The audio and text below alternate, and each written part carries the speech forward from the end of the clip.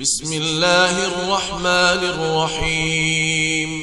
تبارك الذي بيده الملك وهو على كل شيء قدير، الذي خلق الموت والحياة ليبلوكم أيكم أحسن عملا وهو العزيز الغفور، الذي خلق 7 سماوات طباقا ما ترى في خلق الرحمن من تفاوت فارجع البصر هل ترى من فطور ثم ارجع البصر كرتين ينقلب إليك البصر خاسئا وهو حسير.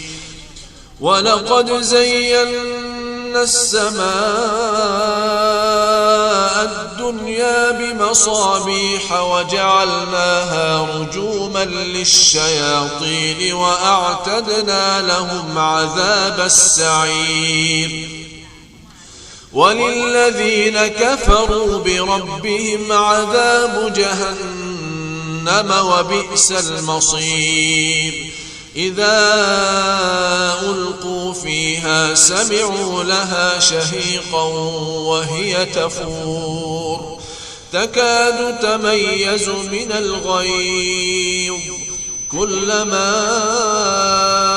ألقي فيها فوج سألهم خزنتها ألم يأتكم نذير قالوا بلى قد جاءنا نذير فكذبنا وقلنا ما نزل الله من شيء إن أنتم إلا في ضلال كبير.